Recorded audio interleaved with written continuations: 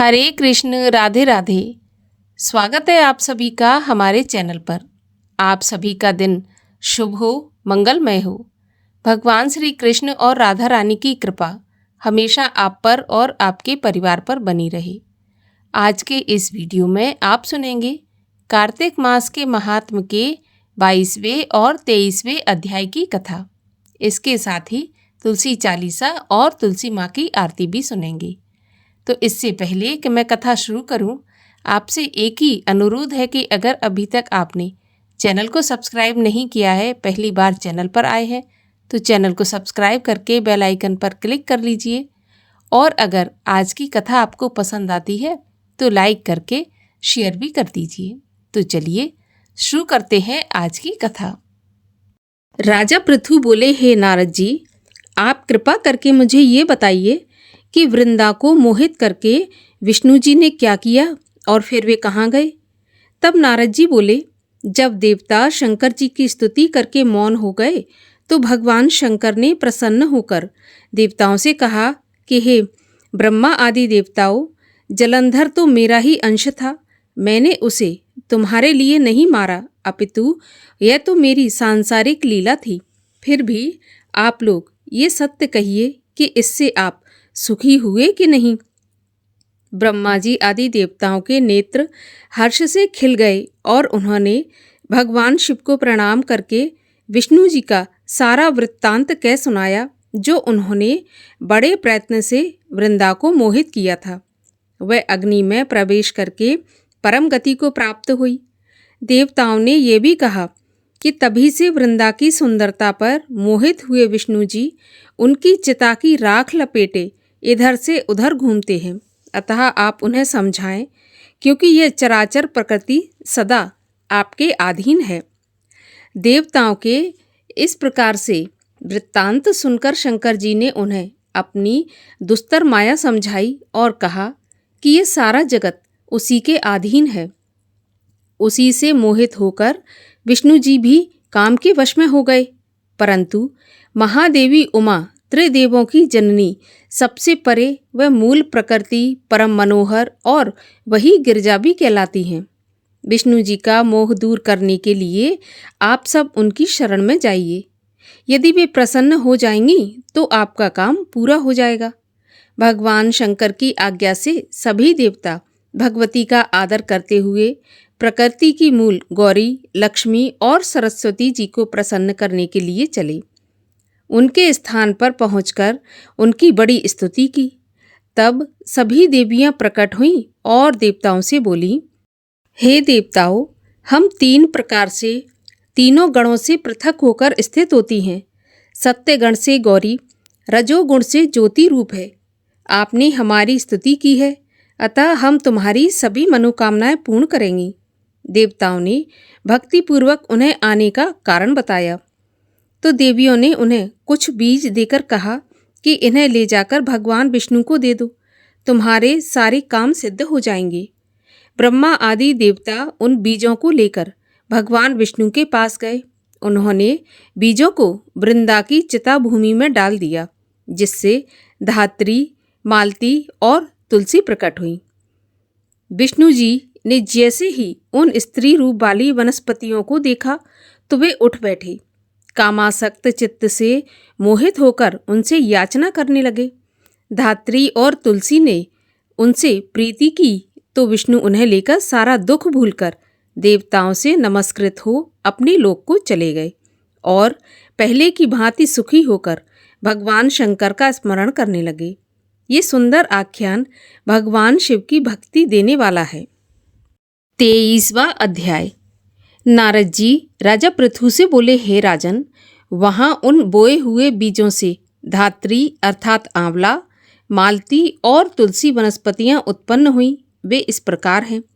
सरस्वती द्वारा दिए गए बीज से उत्पन्न होने वाली रजोगुण वाली धात्री, लक्ष्मी द्वारा दिए गए बीज से सतोगुण वाली मालती और गौरी के द्वारा दिए गए बीज से उत्पन्न हुई तमोगुण वाली तुलसी कहलाईं। इस प्रकार क्रमशः रजोगुण, सतोगुण और तमोगुण रूप वाली औषधियाँ उत्पन्न हुईं। तो इन्हें स्त्री रूप में देखकर वृंदा की ओर आसक्त भगवान विष्णु शीघ्र ही उठकर बैठ गए। काम से पीड़ित विष्णु ने उन्हें देखा। तुलसी और धात्री ने भी विष्णु को देखा। लक्ष्मी द्वारा दिए गए बीज से उत्पन्न स्त्री विष्णु से ईर्ष्या करने लगी, अतः उसका नाम अत्यंत निंदित बरबरा हुआ। जबकि धात्री और तुलसी विष्णु से प्रीति बढ़ाने वाली हुई। इसके बाद जब देवताओं का दुख दूर हो गया तो उन्होंने भगवान विष्णु को प्रणाम किया और अपने स्थान को चले गए। विष्णु जी प्रसन्न होकर धात्री और तुलसी को लेकर वैकुंठ लोक को चले गए। इसी कारण कार्तिक व्रत के उद्यापन के समय भगवान विष्णु की तुलसी के पौधे के निकट पूजा की जाती है। तुलसी दल भगवान विष्णु को प्रसन्न करने वाला है। जिसके घर में तुलसी का पौधा होता है वह घर तीर्थ के समान होता है। उस घर में यम के दूत कभी नहीं आते। ये सब पापों को नाश करने वाला और अभीष्ट फल देने वाला है। जो मनुष्य तुलसी का पौधा लगाता है वह कभी यमराज को नहीं देखता और श्रेष्ठ मनुष्य होता है। नर्मदा का दर्शन, गंगा स्नान और तुलसी के पौधे का संसर्ग, ये तीनों महान पुण्यप्रद कार्य हैं। तुलसी का पौधा लगाने, सींचने और दर्शन मात्र से मनुष्य के मन, वाणी और शरीर से किए हुए पाप नष्ट हो जाते हैं। जो प्राणी तुलसी मंजरी से भगवान विष्णु और शिव का पूजन करते हैं उनका पुनर्जन्म नहीं होता और मोक्ष की प्राप्ति होती है। तुलसी दल में पुष्कर आदि तीर्थ, गंगा आदि पवित्र नदियाँ, वासुदेव आदि देवता निवास करते हैं। तुलसी के जड़ की मिट्टी जिसके शरीर पर लगी हो वह सैकड़ों पाप करके भी यमराज की दृष्टि में नहीं आता और विष्णु लोक को जाता है। हे राजन, जो लोग तुलसी की लकड़ी का चंदन लगाते हैं उनके शरीर को पाप स्पर्श नहीं कर सकता। जहाँ तुलसी के वन की छाया हो वहाँ पितरों के लिए किया गया श्राद्ध अक्षय होता है। हे राजन, जो आंवले के वृक्ष की छाया में पिंडदान करते हैं उनके पितृ यदि नरक की यातना भोग रहे हों तो भी मुक्त हो जाते हैं। जो पुरुष आंवले के फल को मस्तक पर, हाथ, मुंह और देह में धारण करता है उनको साक्षात विष्णु के समान समझना चाहिए। आंवला, तुलसी और द्वारका की मिट्टी जिसके शरीर पर धारण रहती है वे जीवन मरण के बंधन से मुक्त होता है। आंवले का फल, तुलसी दल को पानी में मिलाकर जो प्राणी स्नान करते हैं उनको गंगा स्नान का फल मिलता है। जो मनुष्य आंवले के पत्तों, फलों से देवताओं का पूजन करते हैं उनको स्वर्ण मणि और मोतियों द्वारा किए जाने वाले पूजन का फल मिलता है। कार्तिक मास में जब सूर्य तुला राशि में होता है तब सभी तीर्थ, ऋषि, देवता और यज्ञ करने वाले आंवले के वृक्ष में निवास करते हैं। जो मनुष्य द्वादशी के दिन तुलसी दल और कार्तिक के महीने में आंवले का पत्ता तोड़ता है वह रौरव नामक नरक में वास करता है। जो कार्तिक मास में आंवला वृक्ष की छाया में बैठकर भोजन करता है उसके 1 वर्ष तक किए हुए पाप नष्ट हो जाते हैं। कार्तिक मास में जो आंवले की जड़ में भगवान विष्णु का पूजन करते हैं उन्हें सभी विष्णु क्षेत्रों में पूजन करने के समान फल प्राप्त होता है। आंवले और तुलसी के महात्म का वर्णन करना उतना ही कठिन है जिस प्रकार विष्णु जी की महिमा का वर्णन करना कठिन है। ब्रह्मा जी भी इस कार्य को करने में असमर्थ हैं। आंवला और तुलसी की जन्म कथा का वर्णन भक्तिपूर्वक सुनने से मनुष्य अपने संपूर्ण वंश सहित मुक्ति को प्राप्त करता है। यहाँ पर 23वें अध्याय की कथा समाप्त होती है।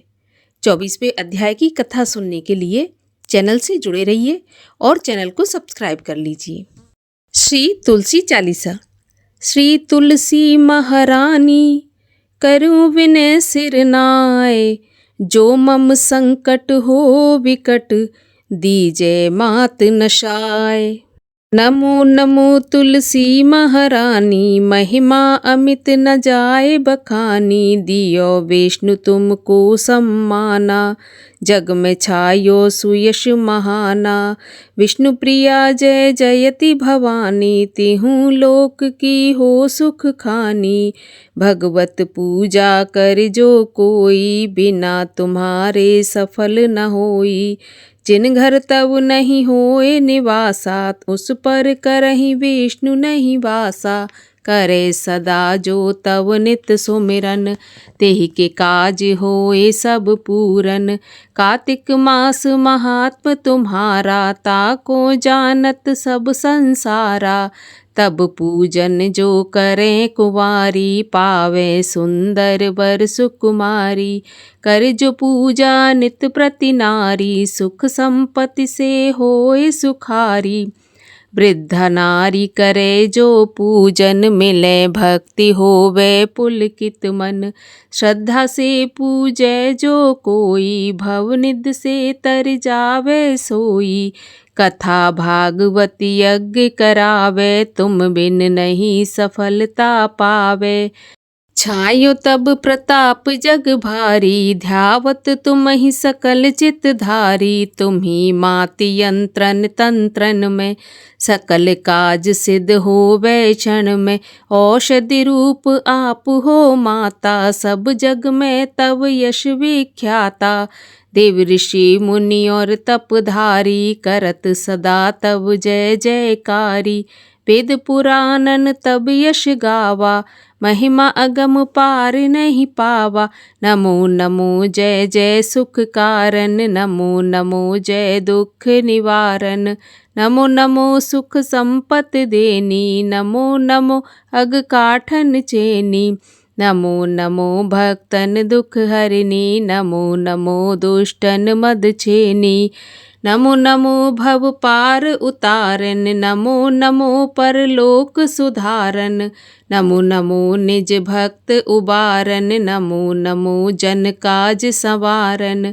नमो नमो जय कुमति नशावन, नमो नमो सब सुख उपजावन। जयति जयति जय तुलसी माई, ध्याऊँ तुमको शीश नवाई।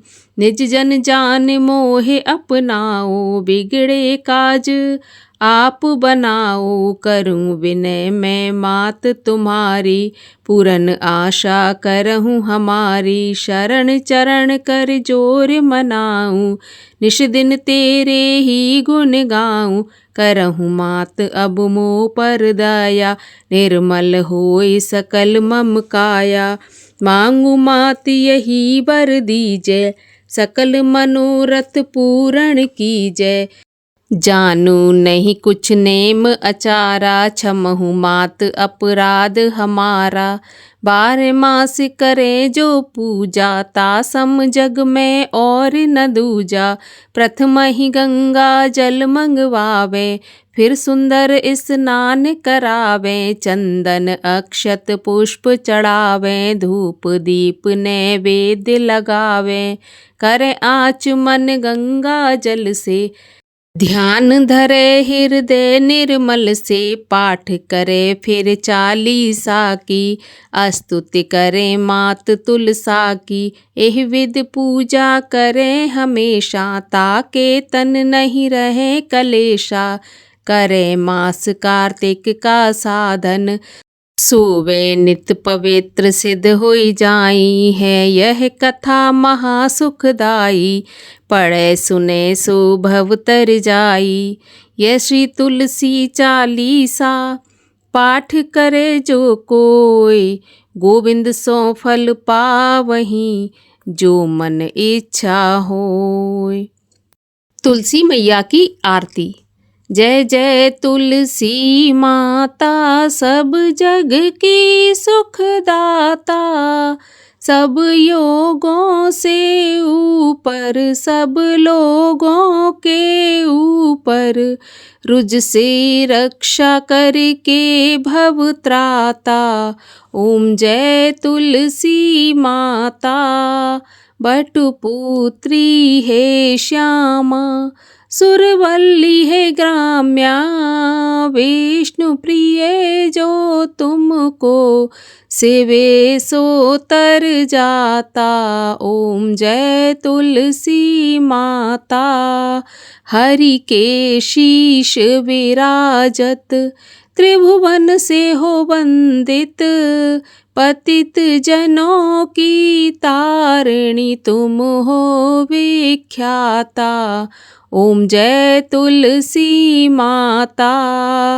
लेकर जन्म विजन में आई दिव्य भवन में, मानव लोक तुम्ही से सुख संपत्ति पाता। ओम जय तुलसी माता।